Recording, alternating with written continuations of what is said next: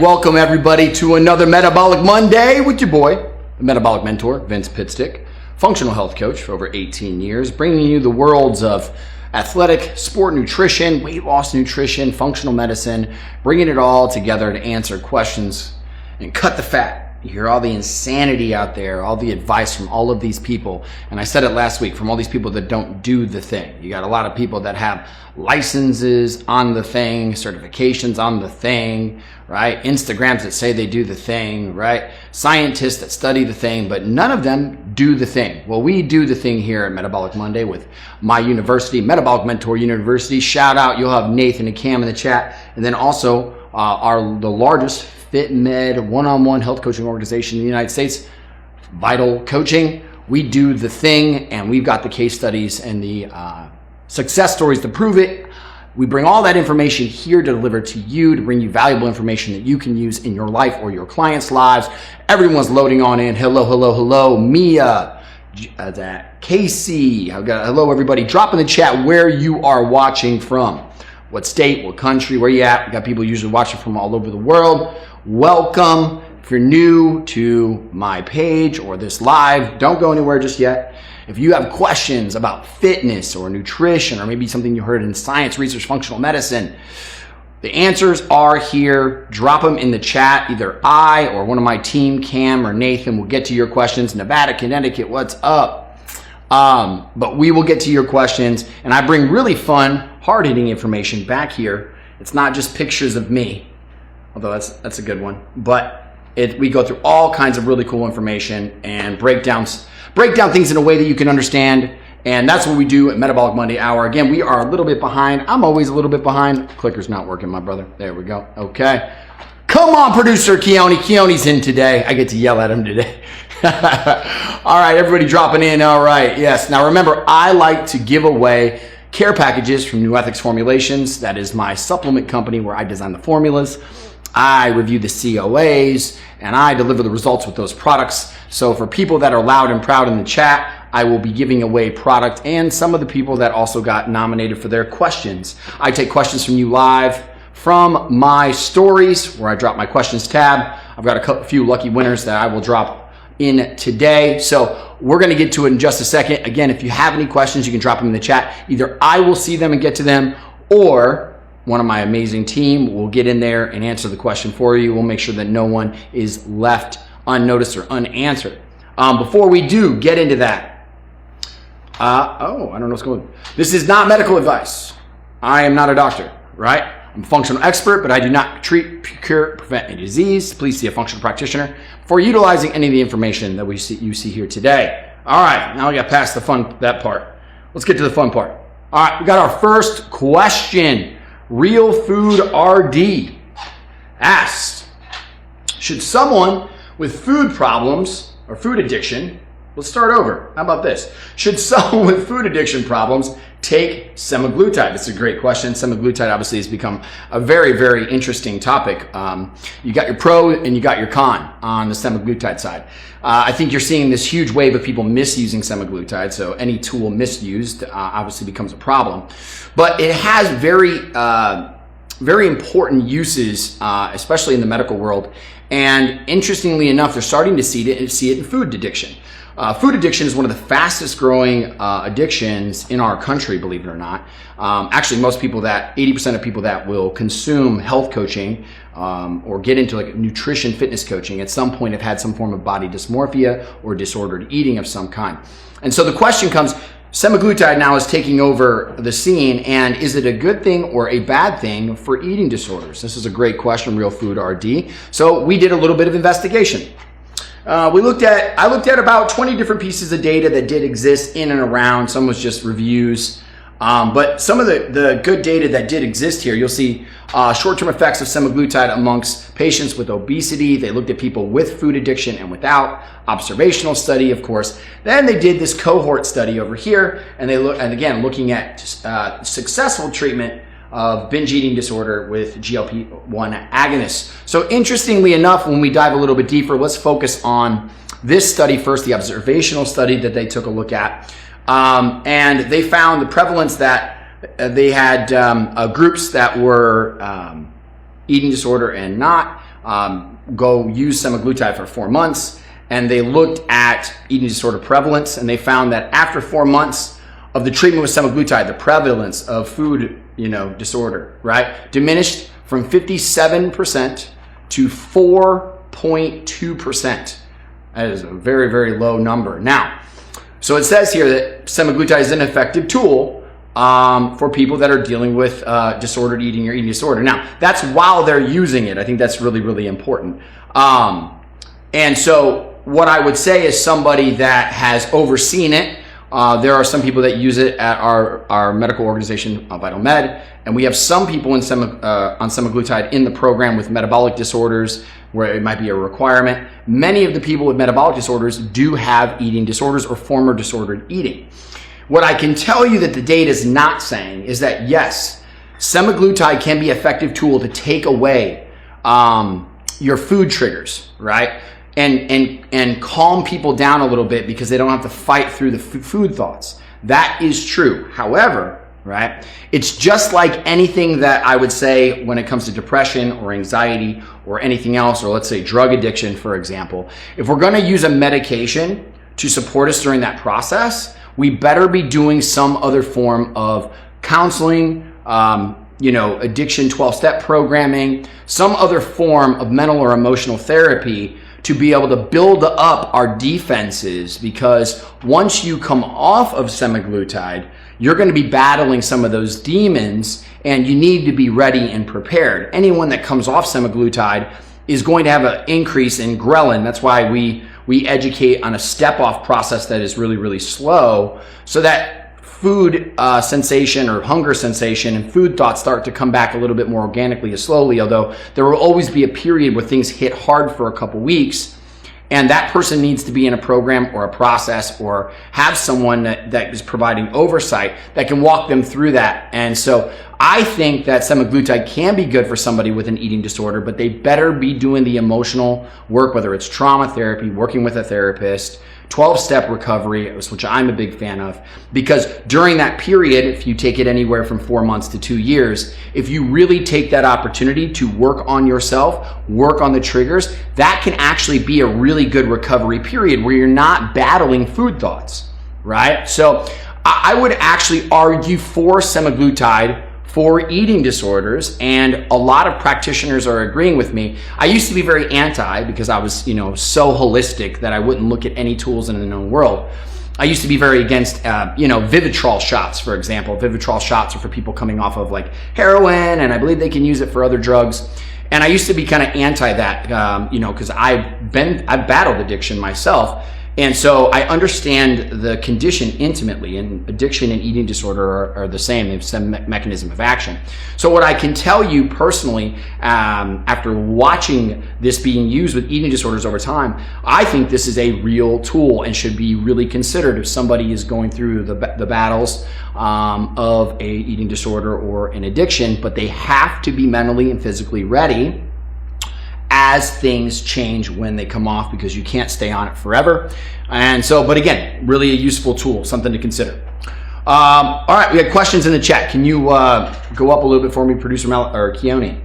I am 51 years old. Mary asks, I'm 51 years old and currently on HRT. I had a full and complete hysterectomy when I was 38. Well, I'm sorry to hear that, Mary. I'm sorry that they took that from you so early. Hopefully it was absolutely necessary. Otherwise, the reason that you're holding on to midsection weight, even though you eat clean and do all the other things, is because of the hysterectomy, and the reason that you had to have a hysterectomy. Most of the time, women that have to have hysterectomies, complete hysterectomies, have detoxification issues. They don't detox and process hormones well. And if you don't detox and process hormones well, that means you don't detox and process toxins well, because the pathways are fundamentally the same process. That's why we see those two so intertwined together. Right? And a lot of times that causes a lot of inflammation to build up in the lymphatic system. It can in the gallbladder, spleen. You can have gut issues seemingly from it. And so you can have a lot of problems, painful periods, because you're not cycling through hormones correctly and you're trying to push them all out at the end of the month. And because of all these crazy pro-inflammatory effects of it, your immune system gets involved. And so now you're having all these problems, and so they just cut it all out. Right? Well, yes, for a short period of time, all the places that inflammation was, when you get a complete hysterectomy, from the ovaries, down to the uterus or whatever, is out. That's true. And so there's this calming period. But then remember, we didn't fix the root of the problem. And so things start to build back up, and you're going to start noticing that. That's why your metabolism's having some problems. That's why you're starting to swell again. You're going to notice other probably mood issues, maybe hair shedding, rashing, hiving. You're probably going to notice that you never get the cold or flu classic, but maybe you get chronic allergy, maybe rhinosinusitis, maybe potentially UTI or again, sinus infection, something like that. That's because your immune system is getting more aggressive because it's responding to all these things that we actually didn't clean up inside the body. So it's not really a calories in, calories out issue. Eat less, move more. Like, you can do that, and you've already been doing that and still can't lose weight. That's why menopause, I'm going to get to this in a minute, menopause and simulated menopause by taking everything out early in your mid-30s is an upregulated immunologic condition. We classify menopause symptoms like that under our OID, overactive immune disorder, or classified in the medical literature as IMID, immune-mediated inflammatory disease. And so you have inflammation and ROS building up and swelling you up and slowing your metabolism down, and you're trying to fix that with caloric restriction and working out. Do you see the problem? This is what I'm trying to tell people, right? What you have is an immunologic condition caused by other cofactors, and you think that it's a calories and fitness issue, which most people do because they're gaining weight, they're swelling, it looks like weight, they look like they're gaining fat because it's water at first. So where do you go? You go to the fitness world first. You go to a trainer. You go to a nutritionist. You're like, get this off of me. And you start killing yourself. And you start working. And you lower your calories more. And you lower your calories more. And nothing comes off. In fact, you get more swollen because you're training all the time and you're still inflamed. So you just swell more. When people have a lot of inflammation, not coming from overeating, and they try to cut their calories, and many of them, because they're not getting rid of the root of the problem, will just have a reverse reaction. The pro-inflammatory process that is working out puts you over your threshold and you just swell more, right? We call it workout resistance, right? So hot yoga, training all the time, lowering your calories more isn't gonna solve immune-mediated inflammatory conditions. That's what OID is all about. So I hope you heard that. You really need to think about, that's why more of like a detox program, flushing your system out. Go try my flush for $90 at vitalcoaching.com. You'll get a way better response, and you'll only train a couple times a week. You're going to eat a lot of foods that have carbs in them.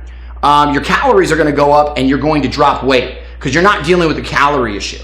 Okay, you're dealing with a pro-inflammatory response that's suppressing your metabolism. So if you get rid of the pro-inflammatory response, you'll increase metabolic function, and that's your way to the future. That's your way to freedom. Really, that's the way you're freedom. So I hope you got that. Go check out my flush, vitalcoaching.com. It'll help you a lot more. Jess Gavin said, are there any cohort you would recommend against GLPs? Concerned about, go down a little bit, producer Malachi, or Keone, sorry. Go down a little bit more.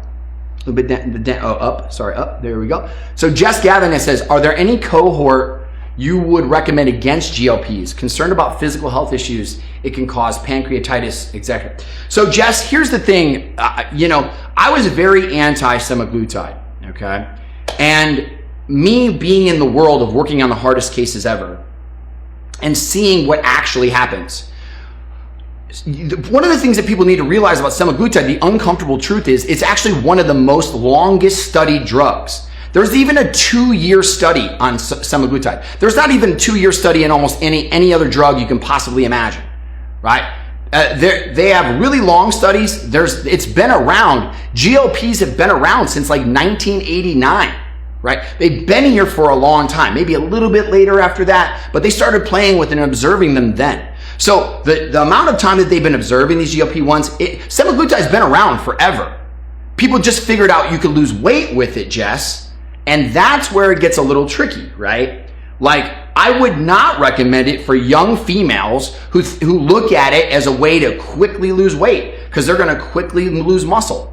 Jess, one of the things when we use semaglutide with people, right, and that's why we train some about it at our university, you have to teach them to eat on it because people don't eat.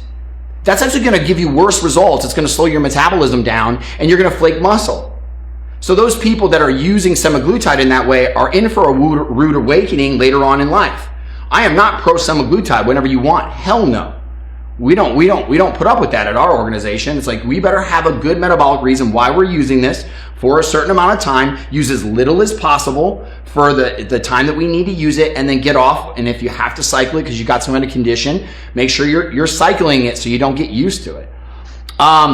The research that you're talking about when you say pancreatitis, or when you say, they said thyroid cancer, most of the time, Jess, those are observations of 1 or 2 people in huge sample sizes that were already dealing with comorbidities. They already had a secondary morbidity going on. Most people that go on semaglutide are doing it because they have morbid obesity and they have 4 to 6 different comorbidities going on.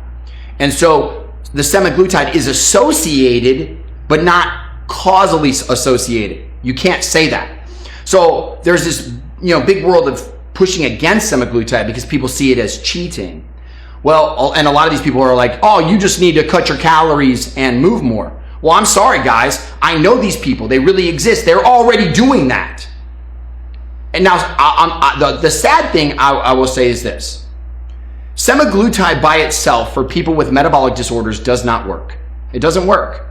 Okay? If you just use semaglutide, you're going to lose 10 pounds. If you don't do it right, you don't fix the reason your metabolism isn't working, okay?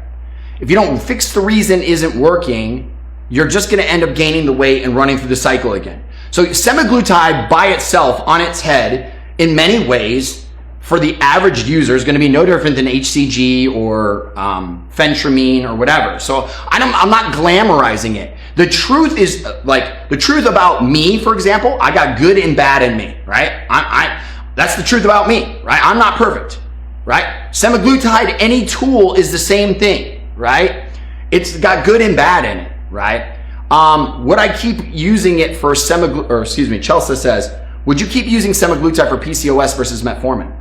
Well, it depends, Chelsea. I mean, we can use we can use metformin as a tool in PCOS, but if you keep really stressing in your life and we're working 1,000,000 hours and our diet's on and off, there's nothing that's going to stop you from gaining. So you do have to use metformin and semaglutide, probably to maintain yourself. I wouldn't mind in severe PCOS conditions if you're working with a trusted nutritionist or a trusted advisor, you putting semaglutide in every couple of years to get some extra weight off of you, because semaglutide really works well for PCOS because it's pulling the sugars down, and there's a stress mediated component with PCOS related to catecholamines and insulin production. Many chronic dieters with PCOS don't produce enough insulin, so the GLP-1 helps do that. But we need to learn functionally how to bring back GLP-1 production. That's what we're learning. We're learning about Akkermansia bacteria, right? And we're learning about different bacterias that help bring back GLP function. That's why eating Mediterranean or eating a really anti-inflammatory like keto diets, that means fasting, periods of fasting can help GLP-1s. So you can't just take semaglutide without doing some of these other things and resetting your system. It's not going to work like that. I mean, it'll work temporarily, don't get me wrong. So the truth is, the best scenario possible is somebody is working with a nutritionist or a trained specialist that is working diet and lifestyle and fixing some of the root issues while you take semaglutide. Just like I said with eating disorders, no different. It would be the same thing. You better be working through the mental emotional work while taking semaglutide. Okay? Then it is efficacious, effective, and really can work well. If you just take semaglutide and you have a metabolic disorder, you're not going to lose that much weight. Do you know that 1 in 5 people don't lose weight on semaglutide because their system's really messed up?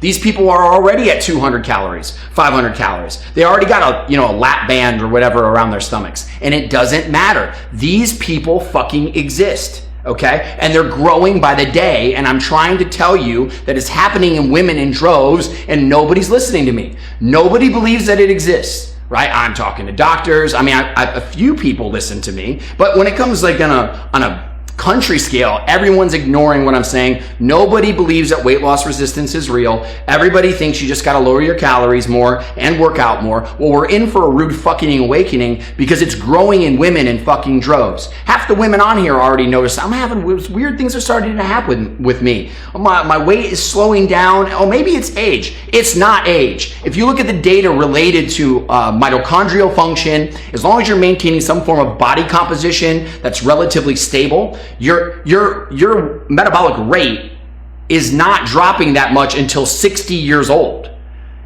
You're not old at 30. You're not old at 40. You're not even old at 50. Okay? So if your activity level's staying up, all right, and that's why we're seeing people gain weight at accelerated rates. Right? And they're going to tie it just to calories. And I'm telling you, the data is faulty. They're only looking at overweight, inactive people. Yes, those calories are going up, but the average woman in America is stressed the fuck out and isn't eating. They're not testing those people. That's at least half of America, right? At least half of America. Do you know that none of those women do research studies? Why? Because they're like you. They're fucking busy. They got shit to do. They're not sitting around doing a laboratory participant for $50 a day. No one's doing that. So when they keep telling you that the average calories are going up in accordance with people's weight, they're not looking. They're looking at a very excuse me. They're not looking at different subpopulations of women. And there's a huge subpopulation of women, I'd say probably 40% of women between the ages of 25 and 62 that are overactive and stressed the hell out and underfed. And yet they're still gaining weight at rapid rate, right? This is what I'm talking about. And that problem that's growing in them is something called immunosenescence. There are senescence dead cells growing in you, and you start to get inflamed. You start to grow out, right? You start to swell up because you've got like hot coals sitting in your system, backing up your metabolism, backing up cellular detoxification, backing up hormonal detoxification. And that's what I'm talking about. All right. And then they call it different names. They'll call it endometriosis. They'll say, oh, she's got PMDD and it's so bad, and her ovaries hurt so bad, or there's such bad symptoms to her period that we're just going to remove her ovaries or remove her uterus, right? So that's what I'm trying to tell people. And I get a lot of hate for this, and I don't care because I'm going to be right in a few years. So anyways, that's my spiel. Let's go ahead and give away some free product. I got negative, let's get positive. What do you think? Who we got? Mary says, oh my God, you nailed it. Every doctor I've talked to has blamed it on my age. Yes, Mary, I know. You're not 60 years old. I'm sorry. Sweets 1130 says, do you think a CGM can assist with weight loss? Yeah, I love CGMs. But the problem with CGMs, you need to understand, it's a perfect example. You're seeing all these people talk about glucose spikes, Sweets, and unless you're a diabetic, your fucking spike doesn't matter, right? Ooh, when I had orange juice versus oatmeal, I had a 40-point spike versus a 60-point spike. Did you know that if you're somebody who has a generally reasonable metabolism, one of the things that will activate your metabolism is a very, very strong metabolic spike. Insulin growth factor comes from that. You can build muscle, hormones. You want spikes in your fucking blood sugar, okay? Now, if you're diabetic and it spikes to 250 or 400, that's not good. But if you get a spike of 160, that's not terrible. What matters, everybody, and no one's paying attention to, what matters is, what is my average glucose throughout the day after I eat? So 2 hours after I eat, right, I put food in my body. It should immediately digest and then be turned into fuel in my body and then run into all my cells. And it should do it relatively quickly with no resistance. And then my average glucose, or the average backup energy in my blood vessels, should be low. So most people should be sitting with, no matter how big their spikes get, no matter how big your spikes get, your sugars 2 hour postprandials, 2 hours after you eat, should remain back to normal and should be smooth. Smooth. And the more that it does this 2 hours after, the lower your energy is going to be, the slower your metabolism is typically going to be. And that's what I'm telling you, right? So the spikes don't matter. So stop listening to these people because they think they mean well. I know they do. They go, oh, well, it's a good video for Instagram. It's because their logic versus their wisdom isn't there yet. Logically, that makes sense. If I have blood sugar spikes, bad. No, that's not necessarily bad, especially if you're being active, right? Now, you don't want huge spikes if you're having energy issues. It can cause, problems there. But in terms of metabolic rate, we're looking at the wrong number. I want my average score. That's why we teach this at our university. I can teach you how to master metabolism by looking at 2-hour postprandials throughout the day. And it'll tell you how to change your programs and what you're looking to do and how to solve the problem. Shout out Metabolic Mentor University. We got Cam in the chat. If you're interested in knowing more about that and getting certified on it for yourself or for someone else, drop interested in the chat. Cam, my guy, will message you and walk you through it. So my client says, so it's important that we understand that 2-hour postprandials tell you how you metabolize food. I want to know how it metabolizes, right? A fasted glucose tells you more about how stressed you are, which is going to have an effect on some of your insulin sensitivity. So a fasted glucose score is good to know, but the most important score is a 2-hour postprandial, and no one's looking at that. That's why you got to take it yourself. I recommend a glucose monitor. CGMs are good too, but the problem with CGMs, here again, CGM research is based on diabetics. It is not based on normal, healthy people. So the fluid that they measure in a CGM is very variable. That's why you got to kind of set your balance. If you're using one of the newer CGMs, it'll have you take a couple readings to try to adjust for you. But I just need you to understand there really isn't any data on that. So your numbers are going to be a little off. And so you really use a CGM to track behavior. It's kind of like a body fat monitor, like the handhelds you do at the gym. That thing ain't accurate. It's manipulated by 100 things, by the way, just so you know. And your trainer is probably smart enough to know how to manipulate that and then be like, oh, look, yeah, your weight's holding because you're gaining all this muscle, even though you're eating no calories and training 6 days a week. But that's not what's happening. You're probably either overhydrated or just worked out. So I know I have plenty of trainers that do that. They'll train you, put you on the handheld, and you look like you have way more muscle because you worked out, which increases your frequency. So it creates more reactance. So it makes the monitor look that way. CGMs are very much the same, meaning that different things will make your blood, the fluid variable with its glucose reading. And so you just need to read behavior over time with the CGM. And you can look at an average glucose if you like, that's fine. That's why I like a blood sugar tester or a finger pricker. Now they're getting better with the CGMs. So they're, as they get better, I think we will be using them more and more. But unfortunately, in terms of accuracy, you're not getting that. Fit with Tiff says, my client says she has painful periods and her doctor makes her take birth control to help issues. What would you recommend instead of her being on birth control? Well, Fit with Tiff, the first question that we've got is, does she want to be on birth control for reproductive health reasons? There's a balance here that you got to work through as a client. We talk a lot about this at the university in our birth control section. Because as a coach, you need to be a guide, right? And we need to talk about what are the pros and cons of being on birth control, and is that really weighing out evenly, And we would recommend, obviously, that women prefer to use non-hormonal birth control routes, right? We would prefer. There are certain situations where using a synthetic estrogen progestin is warranted. So birth controls, hormonal birth controls obviously have merit. And a lot of people have used that to, again, protect their reproductive health and not have a pregnancy early. And I respect for that. But what I would say is if she doesn't have painful periods anymore right now, we need to figure out what it is that she wants. There are many risks associated with hormonal-based birth controls that we need to consider that we're not, right? Risks of heart attacks, strokes, increased cancer, things like that. And different birth controls will change the side effect profile. I don't know what birth control that this lady is particularly on, Fit, but I would say that if she's decided she doesn't want to be on it, then the first thing you need to do is clear any inflammation inside of her body and feed her up first. Then she can take out the birth control.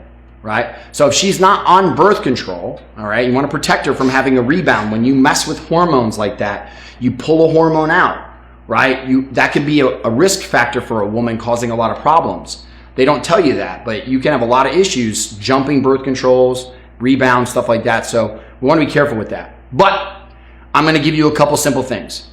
If the client is into it, the thing that I beg people to start looking into is the, I'm sorry, I'm blanking right now. The, why can I think of it? No, not IUD. I'm blanking right now, team. My goodness. No, I don't know why I can't think of the name right now. All right, let's start with this. So if she wants to be on a birth control and not really have to do any family planning or anything like that, right, I would recommend then a copper IUD, right? Now, granted, people with autoimmune disorders or have multiple chemical sensitivity, I wouldn't go that route. You should keep your zinc status higher because it's copper. And you should know that if you switch off hormonal-based birth control over to copper, you're probably gonna have 1 or 2 bad periods, which you can assist with our product Menstrual Ease or Hormone Plus Complete. So there can be a little bit of harsher periods, but then you don't have to, it can be kind of hands-free and not using a synthetic hormone. There's obviously family planning, temperature, by tracking temperature, HRV can help with that, but that's really risky, and I know a lot of people that have gotten pregnant doing that, right? Again, I've always been a fan, and I don't, why for the hell, I can't remember. Producer Keone, can you take a look in your phone real quick and put up non-hormonal contraceptives? Why I can't think of this, it's, my goodness, can somebody in the chat help me out here? It's an insert that you can use. No, that's a hormonal-based birth control. Why am I blanking right now? Let's see in the chat if someone can help me out right now. Why can't I think of the damn name right now? Hold on a minute. Now we're going to have to check. Now this has pissed me off. All right, hold on a second. No, hold on a minute. Diaphragm. Gosh damn. I've been having a long day. We've been recording all day. Holy shit. A diaphragm. I have had many of my girlfriends, because I'm a big supporter, I don't want them to be on birth control if they don't want to be on birth control, switch to a diaphragm and use a spermicide. That way they don't have to be on it. Hey, but guys, I'm telling you right now, one of the best ones that you have, men can bear the burden of family planning or reproductive health by going on testosterone. I'm like, that's what in my relationships we've been able to do. But earlier, when I wasn't on testosterone, we used the diaphragm. They are so much better today than they were. And then you put spermicide on them. So diaphragms is what I'm a big fan of. Now, not everyone's going to like that. I understand it. But that's what I highly encourage. And if you don't want to go that route, guys, 70% of men on testosterone, right, have 0 sperm count. Right? So you can easily go on testosterone if you already have, guys usually at 35, 40 start having lower tests anyways. So you could go on testosterone. You're not going to risk your infertility at all. So it's another option. I know people don't necessarily like that, but I think it's a win-win personally. So awesome. Great question. All right, let's keep it rolling. So this is where menopause, we were just talking about OID, right? So Jay Wood here, I got a lot of shit online. I'll tell you guys, I got a lot of shit about talking about menopause as an immunologic condition. So you guys, I've been getting some hate messages, right? Well, I just was telling you, right, that when your hormones shut down and it's like you simulate menopause, that's why a lot of competitors get autoimmune disorders, or people that use the depot shot that zero out hormones, or Accutane that lowers estrogen, or different things like that zero out estrogen. That makes you look like you're in menopause. Menopause, I'm arguing, is an immunologic condition, and she's challenging that. Well, here you go. Menopause, an infection point of age-related immune changes. There's plenty of research. This was really, really good research that said, in conclusion, postmenopausal women have higher pro-inflammatory immune status. So you have a higher activity of your immune system leading to inflammation, as demonstrated by increased proportions of natural killer cells, Th1 cells, and Th17 cells. These are, and then altered natural killer cells and T cells. So this is a compromised balance. So your immune system gets overactive. You don't make enough of T cell subsets. You make too many Th1s, Th17s. These all cause what? Massive inflammation in your body. Massive free radical stress. So stress builds up, you start swelling. You start swelling, inflammation goes up, your metabolism goes down. Who does that sound like in menopause, people? Fucking everybody. That's what it sounds like, right? Let's go with a little bit more information, some more studies off of this. It said, highlights, go producer Keone, could you go to their side? So take a look at this, right? The highlights of the research showed that postmenopausal women have increased proportions of natural killer cells and imbalanced effector T cell subsets. This gets important. Take a look over here, right here. FSH showed a positive correlation with T regulatory cells in postmenopause and negatively correlated with TNF alpha cells or TH cells. TNF alpha cells, right, positive alpha cells or whatever, TH positive, excuse me, are really pro-inflammatory. And a lot of postmenopausal women have this problem, right? T regulatory cells, TREG cells, in women in birth control is also suppressed.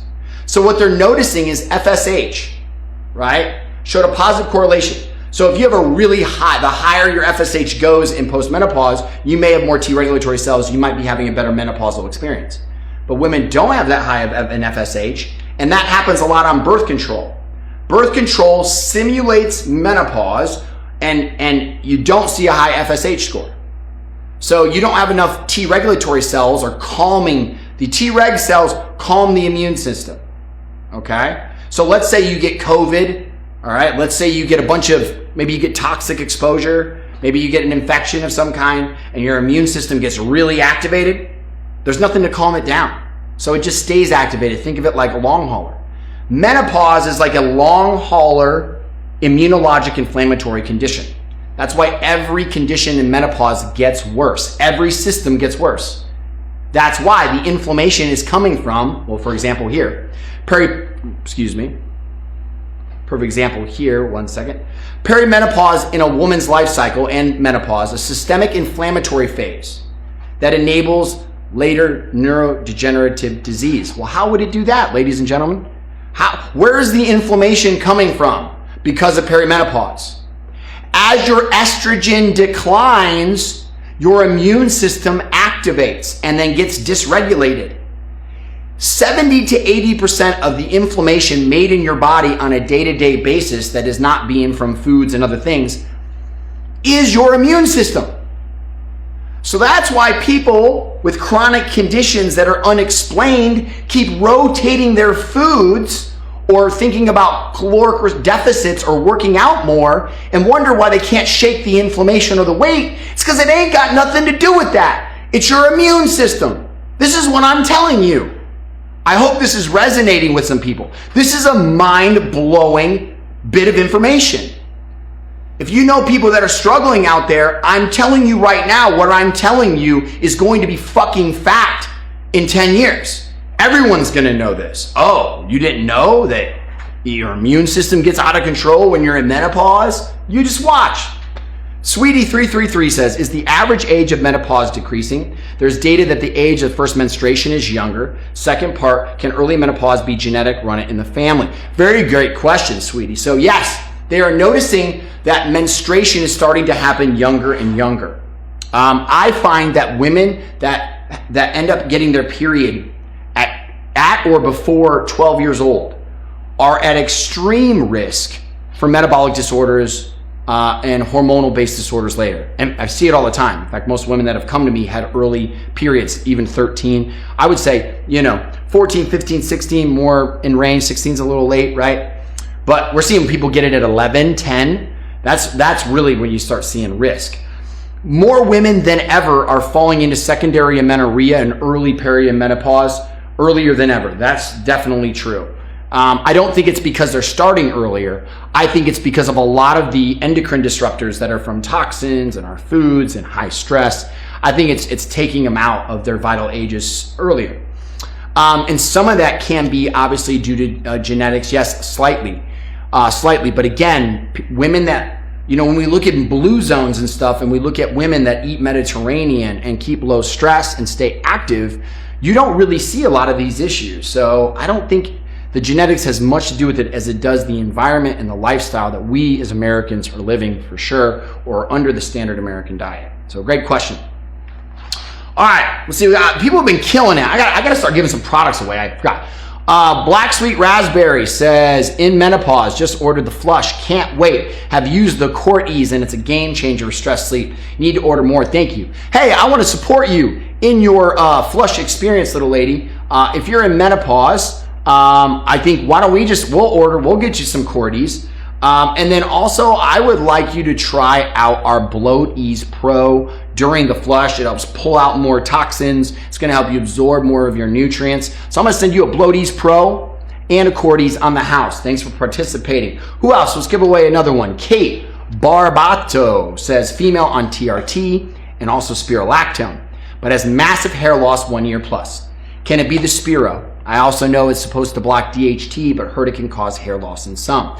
Kate, most women, if you're not seeing it in patches or seeing like a male pattern, it probably has nothing to do. If you're, I don't know how much TRT you're on, but if you're having massive hair loss, you're taking too much or you're taking it the wrong way, right? So then the spirulactone's not necessarily gonna stop that. A lot of times though, your hair loss is from your immune system. Being super stressed out, the wrong diet, malnourishment, chronic dieting. What else are you doing? Kate, it's easy to find out if your TRT is being what's causing your hair loss. You do a Dutch test. Do a Dutch complete, go to vitalcoaching.com or go to practitionerdepot.com. We have some of the cheapest Dutch tests in the country on that page. You can buy a Dutch test for about, I think it's like $360. And then you can add a dietitian's review of my top team members that will do a review for like $75 of any lab, right? And they'll be able to show you your pathways. So a Dutch test looks at all of your hormone metabolites that all have an impact on you, right? We want to look at all your metabolites and your pathways to see if it's the TRT causing it, right? Because it could be coming from your immune system, more like an alopecia-like state. But I can tell you for sure it's hair shedding. It is not hair loss. It is shedding, and there's something getting in the way of it. If you came into us, if it's bothering you that much, I can guarantee we can get that reversed for you. 12-week guarantee that you're seeing great results. But anytime hair starts to shed a lot, it takes 5 weeks from you to get new follicle, new hair growth to kick in. So just understand that. I want to assist you with that. We got some good products. I really like, if you're having some of these issues, I really, really like using one Core Ease. Core Ease can be really good at reducing the stress. But also, I'm a big fan of our Metapure. So I'm going to send you one of our Metapure Vanilla and our Core Ease and see if it doesn't make you feel better. It's a start, but the solution's much bigger than that. Also, I don't know where you're getting your TRT from, but you can do a review with our team from Vital Med, and they will set the record straight, because I'm guessing something's going on with all the different things that you're taking, and maybe you're pushing too hard in the test realm, and it's causing some of the other issues, and the Spiro's not covering the difference. All right. Kaylin A says, is there a safe supplementation for a young girl to help detox those estrogens? I mean, first off, yes, phytoestrogens are really healthy, and they help process estrogen correctly. So like again, a healthy Mediterranean diet, of course, is going to do that. Small amounts of DIM are not harmful. Anywhere from 30 to 100 milligrams are not bad. I think the best one though is sulforaphane. It comes from broccoli. That you can give to a young girl as well for the oxidative component of it. So that's great too. So think about that. But again, phytosterols and phytoestrogens that come from like greens formulas or phytonutrient formulas would be good. K-Cowed something, CK out, I don't know, whatever you got there. Went away. There. I don't know where it went now. Go back down to the bottom. Do you do HRT for females, Mary?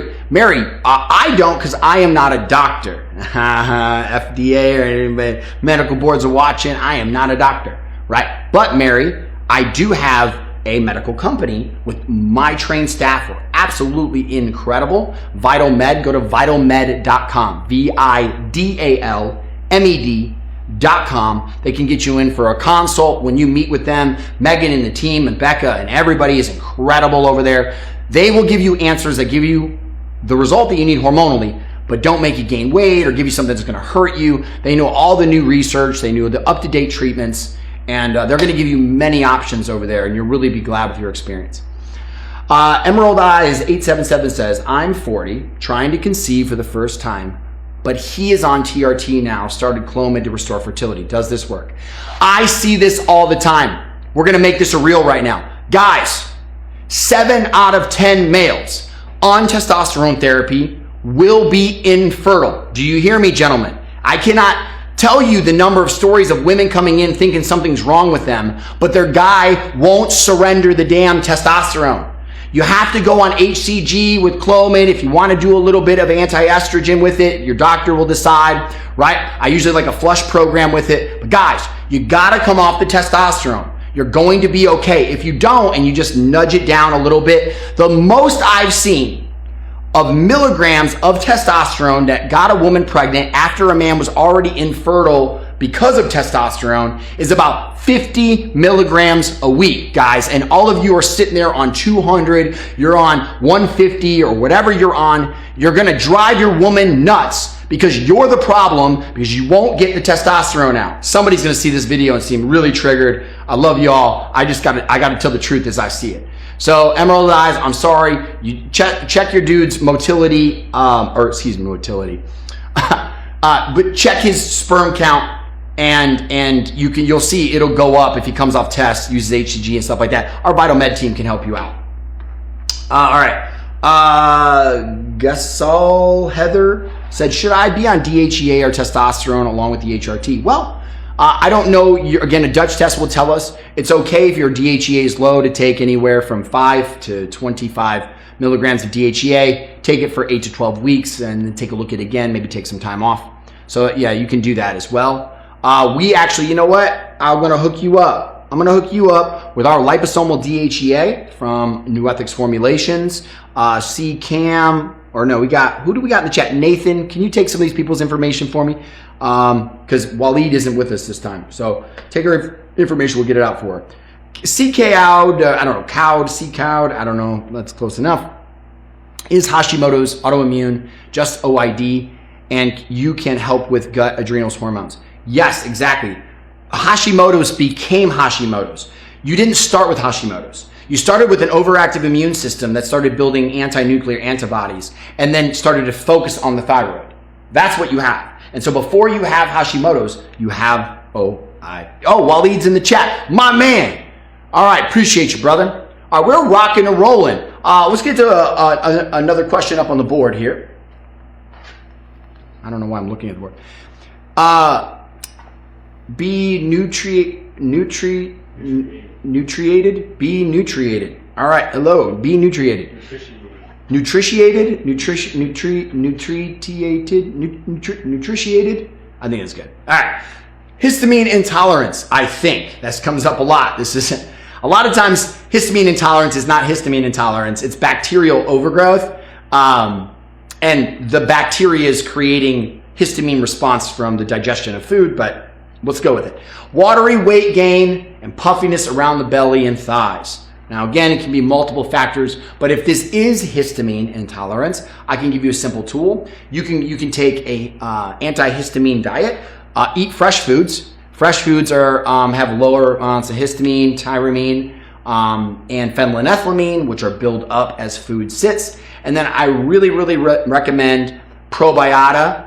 Histamine X, it's called. They're on the far left. Take one twice a day. And then this is called Histamine Digest, formerly known as Histamine Block. In the middle there by Seeking Health, you take one tab with your meals. And then I really like Sinus Pro. Sinus Pro has all of your other agents in it, like your NAC and a lot of other important ingredients that are basically histamine, kind of natural histamine blockers, right? So you got all of your nutrition agents in here to help block the mast cell being created from histamine foods, and then you've got your histamine block in digestion, and then you've got your probiotic that helps create the right bacteria so you don't have as many histamine responses when you eat. So there you go. Great question. Next question. Any truth to fasting with your cycle? For cycling women with Dr. Menopause. I've had the opportunity of meeting Dr. Menopause many times. I think she's phenomenal. I think that her book, Fast Like a Girl, is really interesting, and it's based on her experience, which I think is really valuable. I think we undervalue clinical experience because there's not enough data on fasting, particularly at different points of your cycle. There's just a lot of observational information. I will tell you, you'd be surprised. There's pros and cons to cycling at different times or fasting at different times of your cycle based on the condition that you have, right? But if you were to do an in general, Mindy's not really wrong. It's probably best. Your body can really take on more stress. This is true during your follicular phase. That's why women that go on low hormone-based birth control, they're simulating a follicular phase all the time. That's why they tend to have better athletic performance on some of these like low hormone-based birth controls. You're simulating a follicular phase for a significant period of time. So that's when you can train more. That's because when your progesterone and your estrogen get lower than your androgens, you become more androgen dominant. And when you're more androgen dominant, that's when you can kind of take on more physical and emotional stress.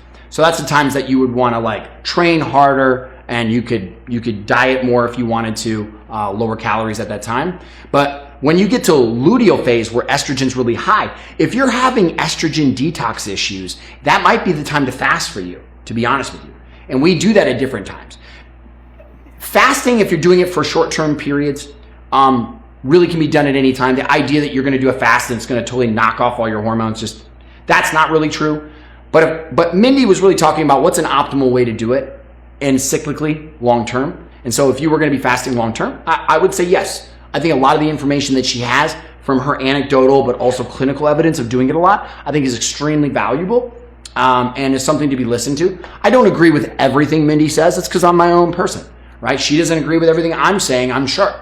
Right? So we have differences in how we practice, but I would say that, I really like and support a lot. By the way, Carrie Jones supported that book, and we love Carrie here, the MMU team. I really think a lot of that information is relatively accurate, but again, it depends on what your goals are and what's going on in your independent condition. But if you had to give it in general to it, I'd say a lot of that's pretty good. Yeah. All right. What's the best way to prep for a long fast, like 2 to 3 days? That's interesting, Kate. There are multiple ways to do that. I'm preparing for a fast. I'm actually going to do an OMAD, which is 1 meal a day. I am currently eating keto today. So I'm going pretty low protein, very high fat. Why am I doing that? Because I'm getting my body into ketosis. Practice. You got to practice, Kate. This is the problem with chronic dieting. Kate, let me give you an example. If I was going to take you to the gym and you haven't been going to the gym for 6 years, and I said, Kate, we're going to lose some weight, all right? It's going to be the best program of your entire life. We're going to get you there really fast, right? So I take you right in. My mindset is more is better. So I go ahead and put you through a 3-hour workout, and I have you try to squat 200 pounds. Kate, what's going to happen? Your body is not conditioned for that. So the physiologic response is going to be very poor and lead to breakdown. And you're actually going to get worse results probably from doing that than you would have if you just would have sat your ass at home. This is the same thing that happens when people just jump off into a fast when most of the time their body is super stressed out and in a sugar-burning state. Your body, your metabolism, your cells are like sitting on the couch, and then you just go, we're going to not eat anymore because I feel bloated, or I don't think my boyfriend likes me anymore, or I got to be on the beach or in this wedding on Wednesday, so don't eat anymore, right? And then all of a sudden you get to the beach or you get to the wedding and go, I'm going to drink a bunch of alcohol and eat 5,000 calories. Your fucking cells are sitting back going, I can't deal with this bipolar shit, right? It's not acclimated. If it ain't ready to catch the ball, it's going to hit you in the face, right? Your body has to be conditioned to do something. This is why yo-yo dieting, right, inappropriately messes people up hormonally, through your detox pathways, a gut, all those things. This is not how the body gets conditioned. You have to condition it. If I was going to have you do 200-pound squat, I'd have conditioned you over time. Fasting is a stress. right? Just like training, it is a stress. You need to condition your body before you go into it the right way, and then you'll get a great outcome from it. This is what people can't understand, right? They go, oh, if I just don't eat today, everything should just work out fine. If your fucking cells aren't ready for that, you're not going to get the response that you want. I'm telling you now, especially since we don't fast as a child. You ever met, like, Waleed and I were on a run yesterday. Waleed is a former college soccer player. He hasn't ran in I don't know how long, okay? And we go on this run, and I've been running consistently every day as an older male now. And we go to run, and he blows right by me, right? Now, why is that? Is it because he's been putting effort into it recently? No, it's because he's been doing it from a young age. He's conditioned to run. There is muscle memory. His cells in his body know what to do. He's going to kick my ass no matter how much I practice at an later age. It's the same effing thing for fasting. No one's doing it from an early age, which we should be, by the way. Training our body to do it cyclically, intentionally, seasonally. Since we don't do that, our bodies have no practice getting into autophagy. Our bodies have no practice burning ketones, right? And then dropping in and cleaning out our cells and then giving us this really good experience from it. We've never gone unfed forever, right? And so then people go, oh, I'm going to try this thing I saw on Instagram and I'm just not going to eat for 3 days. You're going to have a shitty experience and you're probably just going to flake muscle, right? So that's what everybody does. They feel bad. They almost eat no calories. They go hop on the treadmill for 30 minutes every day or 3 hours and they kill themselves. And then they wonder why their metabolism's weird later, right? So for example, I'm about to do a fast. I'm going to do an OMAD fast. That means 1 meal a day, right? As much as I want to eat 1 meal. So I get 24 hours of fasted time, but I'm not lowering my calories. I have an announcement to make here in a couple of days that's going to blow your mind. I have a free fasting program coming out to train you just how to do this right. And I said it right. It's free. I'm just giving it away. I'm just giving it away because people don't know what they're doing. People don't know how to do keto diets. They don't know how to do fasting. And I talk a lot about fasting. And so if I'm going to talk about it, I at least better have a resource that you can do so you do it correctly, right? I don't want to be part of the problem. Right? Most of the people that have been on here or listen to me or follow me have had some form of eating disorder or disordered eating or body dysmorphia. You start throwing around the word fasting and they don't know what they're doing. They're just going, oh, I'm just not going to eat. See, Vince said it was good, right? The people that follow me are not underfed people sitting on the couch who are inactive. Those people aren't watching my Instagram. They're watching someone else's content. I'll be honest. It's not mine, right? And so the people that listen to me, right, have had this issue. Right? So you need to train your body, right? If you're going to go to a 3-day fast, you need to start with either 5 to 7 days of keto. And in fact, most people's metabolism jumping in a sugar to fat burning state is there's so much inflammation in the body and it's been so long that they won't get there in 5 or 7 days. They need to be tracking their ketone scores or GKI scores with the Keto Mojo and just seeing if their body is actually beginning to get conditioned to do the thing that you want it to do. Right? Like if I want to do a backflip right now, should I just, I'm not trained my body, I have no muscle memory. Should I just try to do a backflip right here and just see how the fuck it goes? Yeah, you know how that's going to go? Like shit. I'm going to break my damn neck. Right? So what I'm trying to get you to understand, cellular function works very much the same way. If I was going to go do infrared sauna, should I do 5 hours of infrared sauna? Do you know the negative reaction my body would get? Right? Because the stress was too big and I wasn't preconditioned. Should I go cold plunge for 30 fucking minutes? No. This is why when people just randomly starve themselves and then overeat and then starve themselves, you can see how that might be a problem, particularly in women with genetic predispositions and hormonal complications that impact their metabolism. Right? So it's important to understand that if you're going to approach fasting, you need to know what you're doing. And then when you train your body, you condition it, you can fast well. Right? So for me, I've already done it a few times. So I'm going to do 3 to 5 days keto. I'm going to get my body burning ketones. Boom. Then drop in. Right? Then I'm going to drop in. That's because I prep my body. In a fasted state, your body burns a lot of ketones.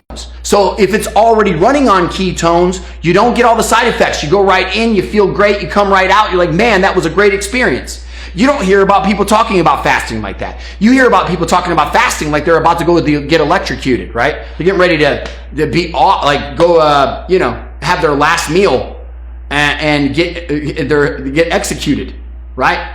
It shouldn't be that way. It can be a great experience, right? That's why you have to know how to fast and fast well. Not all fasting was created equal. That's why you got a lot of people out there that are like, oh, it's terrible for me. I couldn't do it. It's this, that, and the other. No, your body's too fucked up to do it. That's the problem. You need to get unfucked up and then you can fast well, right? Every human being has the ability to fast well. But if you haven't been fasting for 50 years and your body is totally inflamed, you're totally stressed out, you're not in the right emotional state, or you're not in parasympathetic function, and you just think, oh, I need to get fucking ready for Maui, and I'm going to not eat and do 3 hours of cardio, your body's going to learn a resistance to that. It's not safe, it's not healthy for it. And some people are so damn toxic in their fat cells that when you go to try to drop weight really rapidly and you release all these toxins due to genetic reasons or too much of a toxic load, it's going to float around in your body and make you sick and then restore somewhere else, right? That's one of the reasons I hate to do this. That's one of the reasons that I was able to partner and develop a product called Pure to make sure to remove all that stuff from you, to make sure that you don't get all those side effects. So check out Pure. Go to bodypure.com. I'm telling you right now, it'll keep you fuller. It'll help motility. It'll balance your blood sugars. It'll sustain energy. It'll improve your autophagy and help with ketosis. Won't break you fast. Bodypure.com. I'm telling you, it's an amazing product. You can take it just for detox as your greens product. It's the Mount Rushmore of all the agents that I would want you to take and be exposed to on a daily basis as your greens anyways. So you can take 1 or 2 servings normally, and then in a fast, you can get up to 3 to even 4 servings if you want. All right, cool, awesome. All right, I'm surprised. While I was going off, did nobody drop any questions, or are you holding it? I'm trying to get you to answer this one about when in your cycle. When would a 2-day water fast be most beneficial for cycling females? Angela, now this is where Mindy Pels and I would be different, I think. I really like when you're menstruating, right? I really like when you're menstruating, because you're already not hungry. So loading up, so when you're in luteal phase, your body's getting ready to load up, right? A little bit of progesterone, estrogen's about to crash, right? Because you're gonna start dropping it out of your system. So you get kind of hungry, right? Because estrogen's about to unload. You get really hungry the day before, a couple days leading up to, and then you have your first full bleed day. First full bleed day, you're usually bloated, you're kind of like over yourself, you're like, ugh, I don't really want to eat, right? Definitely don't want to eat. And so that's a sign to me. Most people are not very hungry the first couple of days of their bleed. That's when I want you pulling out more toxins and trying to get things out of your system. So I like fasting, but I like relaxing. You have to be relaxed. You can't be running 17 miles and training twice and then bleeding and then fasting. No, sorry, you chill, especially your first couple times, right? So I like at menstruation, but if you want, you can do it into follicular phase. So you can do it after, maybe you want to do it 3 days after you start your main bleed. That would be fine too. But remember, one of the reasons I like it during your menstruation is that's when you're very insulin insensitive. Why are you insulin insensitive? Because your liver's pumping out a bunch of sugar. Why is your liver pumping out sugar? Because your body wants insulin in its circulating, because it uses the insulin to make progesterone. So that's how that works. So that's why, ovulation, we definitely can be training hard. I don't necessarily like fasting at that point. You can. But I like it at menstruation.